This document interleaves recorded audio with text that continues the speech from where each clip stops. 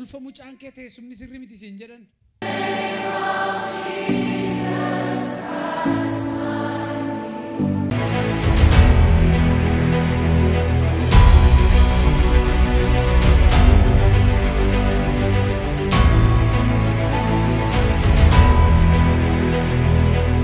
Ulfa mucaan kee teessumni sirrii miti siin jedhan.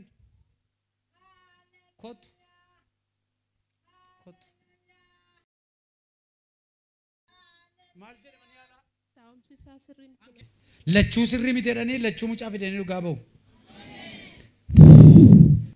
Hangeen sirrii miti. Hullufa ta'ee taa'eera. Bilisa galateeffadhaa.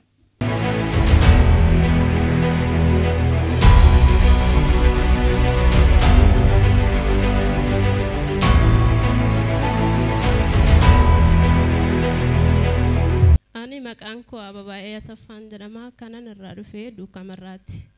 Waaqayyo wanta inni naaf godhee waa hedduudha. Bara 2014 gara waldaa kanaa dhufee namoonni dhala dhabdanii kaa'aa jennaan nan ka'e. Mucaa dhiiraa fidiitii dhugaa bahii naan jedhan. Isa booda bara 2015 keessa daa'imni garaatti naafe. Ergasi ji'a 5 booda deemee altiraasaawundiin ilaalame gaafan altiraasaawundii ilaalameedhu taa'umsi mucaa kee kunii sirrii miti naan jedhe dookteriin.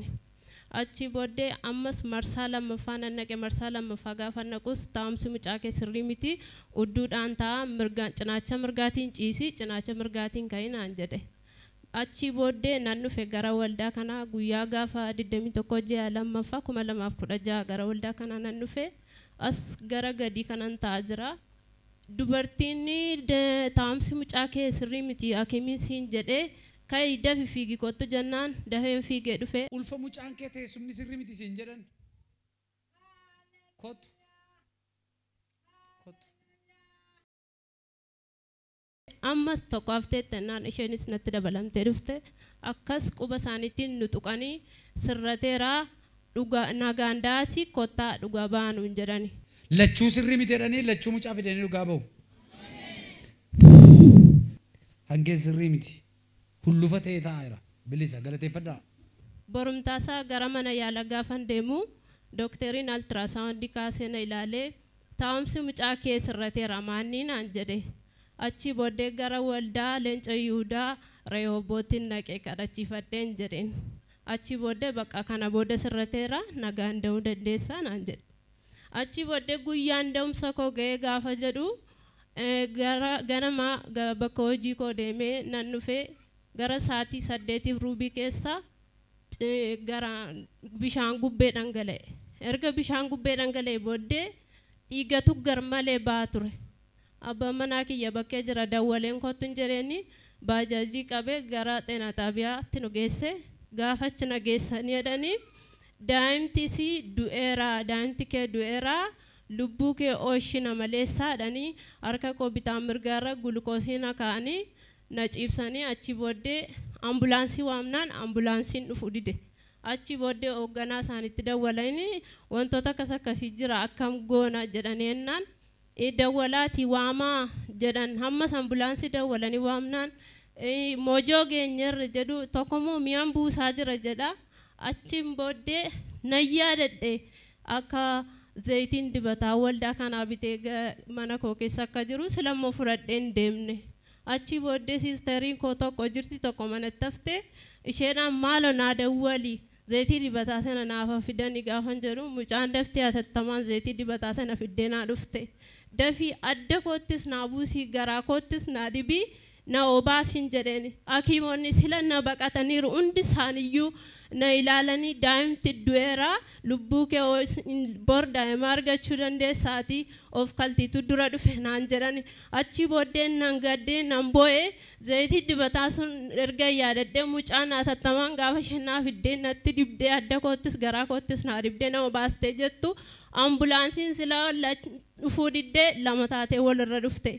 Achi booddee riiferii naa barreessaniiru maaliif ooppereeshiniidhaan du'aa garaadhaan nafuuchuudhaaf jechuudha.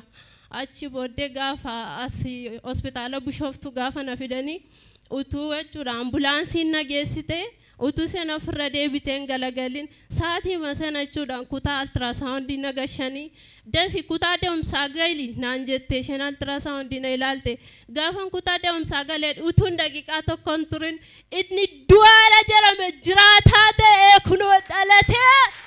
Inni du'aadha jedhame jiraataa ta'e miilla keessaniin dhaabadhaa iyyaa gooftaaf galata guddaa gooftaaf ilillee guddaa dhiyeessa. Du'aadha isa jedhametu jiraataa ta'e iyyaa foori cuudhaan gooftaadhaaf galata ilillee harka walitti buusaati. Haleluuyaa. Gooftaan isin haa eebbisu kabajamoo sabni Waaqayyo nooraa. Isa booda daa'imti kun fayyaa ta'ee dhalatee waaqa koo sa'aatii masana waaqa kootti nan gammade. Hakiimiin sila du'aadha jedhe yerooti zayita sana dhadda keetti dibattee garaa keettis dibattee dhuddee maaltu sitti dhaga'ame? Yeroo sanatti ana gammachuu guddaatu natti dhaga'ame dura bo'aan ture garuu gaafan zayitii dibataa san dafee adda kootti naa buusi garaa koottis naa dibi nama baasin jedheeni mucayyoon daftee addattis naa dibdee garaa koottis naa dibdee nama baastee isa booda nagaa tokkotu natti dhaga'ame sila dhiiguma dhangala'aa malee ciniinsuun qabu ciniinsuun natti jalqabee ambulaansii keessatti da'uufu daqiiqaa xinnootu na hafe isa booda jechuudha.